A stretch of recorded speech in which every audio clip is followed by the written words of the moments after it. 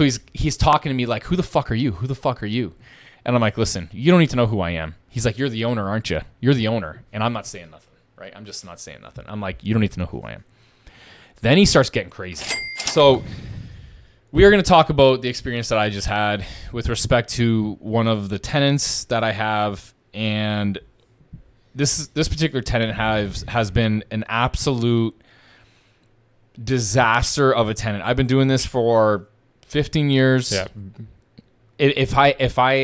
This tenant has caused a few of my property managers to quit. I'm not joking. So I have the main ones, right? Like John and Christine, they run the show, and then I have other ones that are underneath John and Christine because they can't handle all my properties. Mm-hmm. So like some of them have quit because of this. Crazy. Yeah. So this particular tenant, I'll go through the whole backstory. This particular tenant was assumed. We did not put this particular tenant in this. Do you remember when you acquired this property? Yeah. So this would have been more than a few years ago. This would have probably been closer to somewhere in between 3, 4, or 5 years ago. So this was a 7-unit probate deal.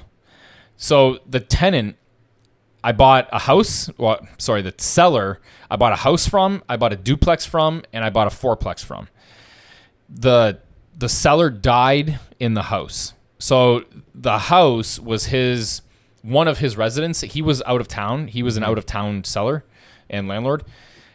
He would come into town because I believe his family lives here now. It was an elderly gentleman, and he ended up dying in the house. I think I told this on multiple podcasts, but he ended up dying in the house. He was sitting in his chair. He fell over when he died onto the floor, and nobody knew that he died for like a week or two. Mm-hmm. So we ended up having to cut the floor out. We had to like replace the floor.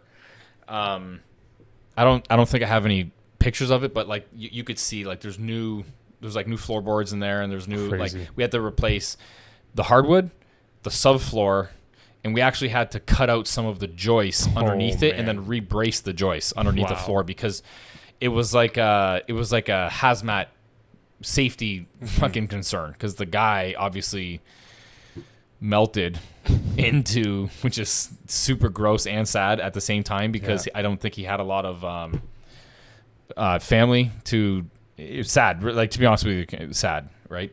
But sad, gross, and I guess somewhat awkwardly funny.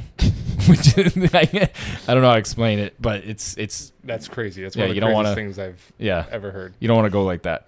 And what's crazy is that this story that you're about to tell is not even like about that guy. Yeah. This is so I ended up assuming preamble. What? Just the preamble. Exactly. So I ended up assuming a tenant of this gentleman's duplex, upper level duplex.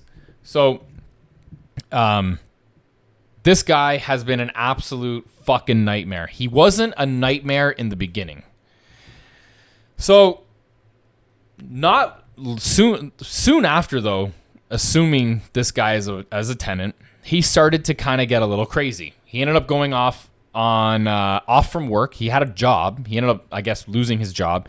He ended up going off on ODSP. So ODSP is like government assistance, especially when you have like something going on mentally or whatever.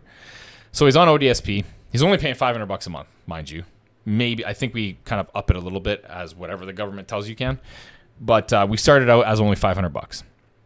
Now, granted, this is a big duplex. This is probably like an 800 to 900 square foot duplex, 2-bed, 2-bath, but it's big. It's a big duplex. It's got like a dining room. It's like an old style brick duplex. So this guy starts going AWOL. Okay. So for the longest time, he's been throwing out his garbage. I got a fucking, where is it? Right here. Where is it? Right here. Yeah, right here. A notice right here, literally. Repeat offender notice from this fucking guy throwing out his garbage from the second floor duplex just everywhere. And I'll see if I can go there tonight and take video of the condition. He's broken the doors. He's broken the windows multiple times. There's garbage everywhere right now. I was there earlier. Everywhere. So he's So this is going on, right? And for when I assumed this duplex, he was upstairs. There was also a scenario where his buddies or whatever were squatting in the unit below. Okay. So we ended up getting them out. Okay. So then right around that time, I would say, is when he went fucking crazy. When after we renovated the unit below, got his buddies out or his cronies or whatever was going on down there, and then renovated the unit and then got a new tenant in the bottom unit. Now, one of the reasons why we didn't really notice what was going on with this particular person was because there was no one else in the building, okay, to like report what was going on. And he also wasn't throwing his garbage out of the second floor at that particular time, right? So we kind of knew he was a little bit of a fucking weirdo. But now that there were tenants below, then the shitstorm started to happen. We were getting sent voice recordings of this particular guy about literally, I'll see if I can find a voice recording. I don't know if I actually have one or not, but I'll see if I can find one. Threatening to rape the person down below in the second or the first floor was a married couple, a little bit older, middle-aged, and he was up late at night threatening at the door. So in the back of this duplex, you can imagine there's like an enclosed fire escape in the back, and he would come down and go to the back door of the other tenant and start banging on it, telling the guy to come out because he wants to talk to him. And then he would like flip and be like, get the fuck outside. I want to fuck you up. Like, I want to fucking kill you. I'm going to fucking kill you. Like crazy shit. Telling the girl that if he doesn't come out, he's going to rape his wife. Okay. Like crazy shit like that. Starts throwing out his garbage where to the point where I'm getting fined. Now you gotta understand. We're cleaning up his garbage. So Bill, my maintenance guy, will go there, cut the grass, clean up all his shit. Okay. And then within a week's time, there's more garbage.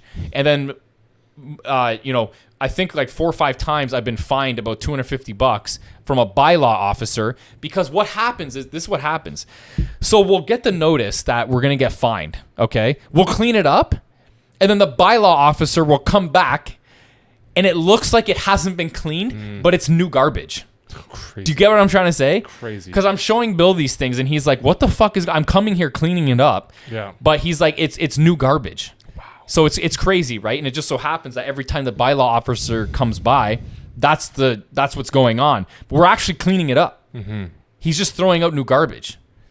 So this is happening. He not long ago, maybe a couple months ago, kicked his back door that's in the fire escape off the hinges and threw it down the fire escape, broke a window, broke the fucking railing, put holes in the wall as the door was like going down. Crazy, right? We refused to fix it. We ended up having to fix it. We didn't necessarily refuse to fix it. We went to court trying to get this guy out. And every single time he goes to court, there's a sob story of a narrative, right? The guy is a sociopath. So when he's in front of whoever he needs to be in front of, his tone, his demeanor changes, right? When nobody's around that he is held accountable to, like he's a fucking psycho, okay? But then when anybody's around that he needs to be accountable to, he's like the sweetest guy, right? Really, it's actually like spooky. Mm. So then we go to, court. He gives a sob story that they're not doing their maintenance on the property. Look at my door. It's off the hinges. They refuse to fix it. Then we get ordered to fix his fucking door that he kicked in, right? It's crazy, right? Like I'm not a slumlord. I take care of my shit. Yeah. So craziness. So we've been to court multiple times. He'll get behind on rent. He'll go to court. This guy absolutely knows how to play the system.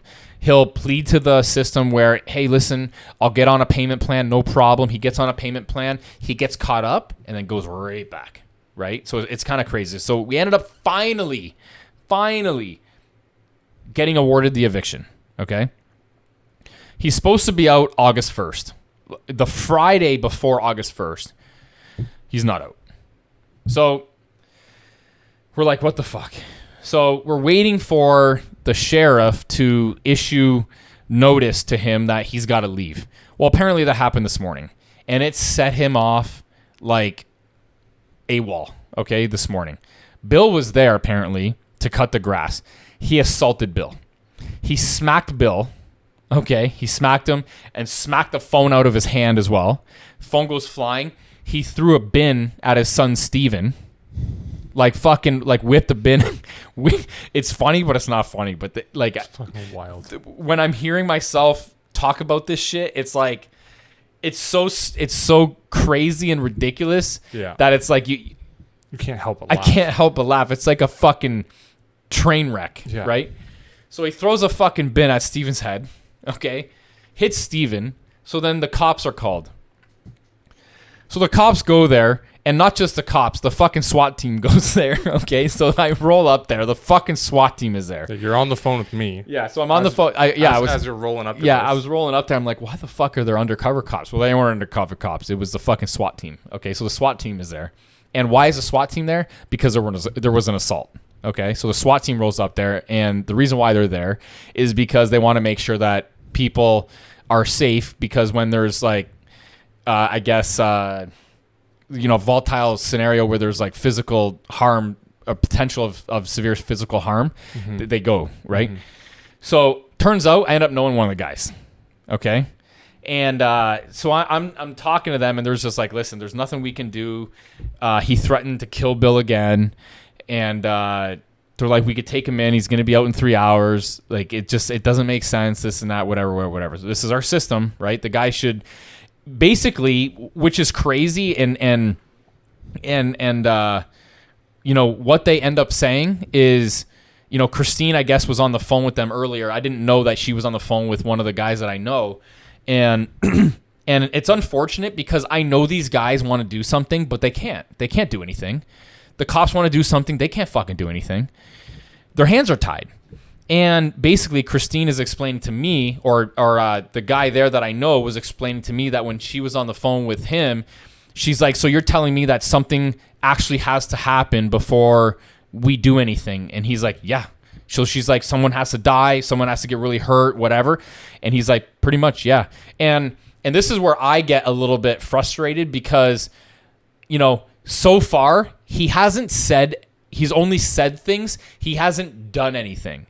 However, the person that he was assaulting and has a charge against, which basically is like a piece of paper. I can't remember exactly the wording on this, but maybe somebody can help me out in the comments. But it's basically they told me, I can't remember what it's called. It's basically saying it's like a restraining order, but it's like a pending charge or whatever for like uttering death threats and threatening and all that kind of shit. And it basically says like, listen, you can't go close to me or something like that, right? Anyways, those tenants that were there prior to the tenants currently, they ended up moving. He ended up finding them. Okay, this crazy bastard. He ended up finding them. He rolls up to them on their bike, kicks the guy.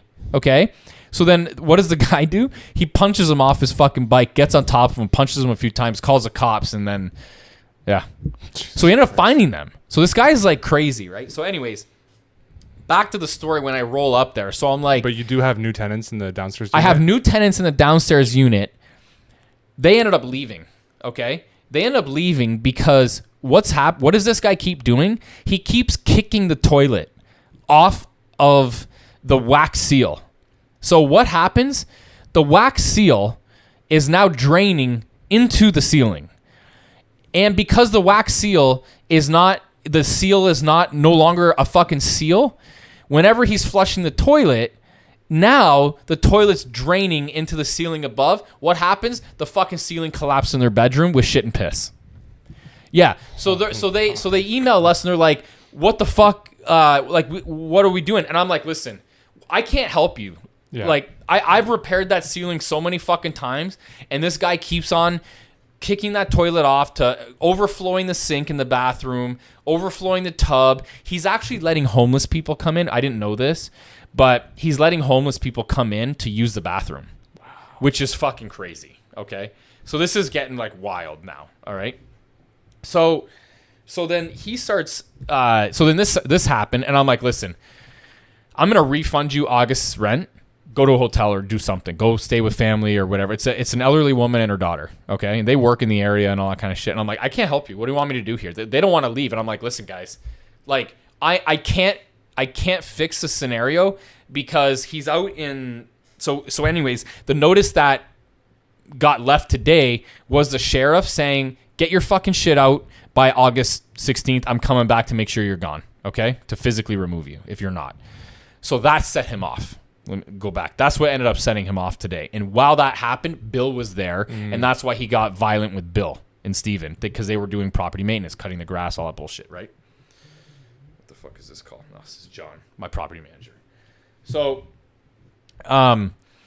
anyways, I roll up there. I see the cop that I know. I start talking to him, whatever. And, you know, I can hear him getting... Like he's off in the background, right? And I pull up behind the cop on the road, and and you said that there's like a gathering of people. There's a gathering of people. Like a commotion. Yeah, so there were multiple. So on the phone, I heard a bunch of screaming. I must have been close. Bill must have been close with the guy as he was like screaming and getting all crazy. Oh, and going back about the water scenario that's going on there. He also doesn't let anybody in his unit to fix the problems. We have to get a judgment to go in to fix the issues. So and above all this, he's not even supposed to be there right now. Okay. So I end up going there. I see a cop that I know. So we start talking. He ends up getting a call, and he walks away. I end up talking to another cop that's like, oh, you know, I've actually met this other guy as well. So my brother-in-law's a cop. The guy that you know, Sean, that I used to work out with all the time, he's up in London now. But I know these guys from like these guys, right? And other friends from the gym or whatever. So I know all these cops. So he comes over. He's like, oh yeah, we met before, whatever. So what happens? This motherfucker comes over. And he's like, who is this guy? Who is that guy? He comes up to me. He's pointing like, to who? Me. Okay. And asking the cop, right? And the cop's like, listen, don't like you don't need to know who this guy is or whatever. So then he comes over to me as I'm talking to the cop, and he's like, who the fuck are you? So I'm like, I'm just standing there, right? Dude, I'm just standing there. So he's got his bike. So he's on his fucking bike. No, actually, sorry. At this point, he's not on his bike. He walked over. So he's talking to me like, who the fuck are you? Who the fuck are you? And I'm like, listen, you don't need to know who I am. He's like, you're the owner, aren't you? You're the owner. And I'm not saying nothing, right? I'm just not saying nothing. I'm like, you don't need to know who I am. Then he starts getting crazy. So then he's like, fuck you, you piece of shit. You see my dad over there? Because his dad was there too. So he calls his dad. Okay, so his dad's like this older, bigger, fatter guy. Older guy, probably 70 or something like that. He's like, you see that guy over there, the older guy? He can't even take a shit he can't even take a shit in my unit. You're a fucking delinquent landlord. You never do anything around here. And listen, I do everything. Like I go above, you know this. I go way above and beyond what the fuck I have to do for my tenants. For sure. I am nowhere near a delinquent or slumlord. I am nowhere near. I am very much aware of having good quality tenants, and having a good quality property will promote having good quality tenants. I'm very much aware of this, and that's what I live by. So he starts going off. You're a fucking piece of shit. Wait till I fucking see you without these cops. It was crazy. Wait till I fucking see you outside of these cops. You fucking better watch yourself. You better fucking watch it. So I'm standing there, dude, and I'm like, oh my God. And he starts getting like kind of, and the cop is like beside me, right? Buddy's beside me, and he's going like, Brian, what are you trying to do here? Like, what are you doing? What are you doing? Get out of here. Like, you need to leave, right? But he's not like restraining him. He's about as close as, he's like an arm's length away. Wow. Okay. So he's like an arm's length away.